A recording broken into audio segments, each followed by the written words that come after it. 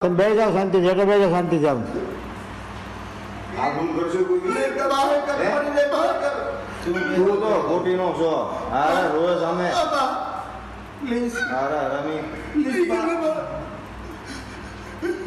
बाल में चिराग भाई માર બહેરી કેટલા રૂપિયા તને આપી ગયા કેટલા ટકા આપ્યા હતા હે તને નવરી તો સાંભળ તો કેટલા પૈસા આપ્યા માર બહેરી હે भाई भागना है, मारना હે भाई, भागना है, मारना હે भाई, भागना है, मारना હે भाई, भागना है, मारना मारना है।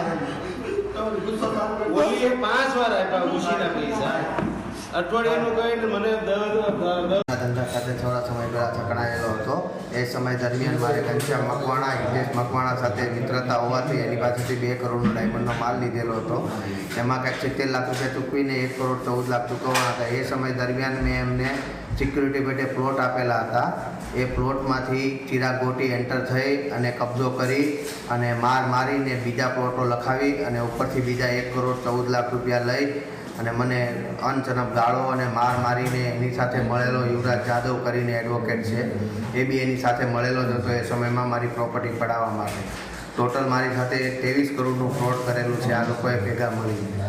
એ લોકો 18 તારીખે જ્યારે છેલ્લો હિસાબ કરવા ગયા ત્યારે સીટની નીચેના ભાગે થી મૂકવામાં આવેલું, જે પોલીસને રેડ દરમિયાન મળી આવેલું.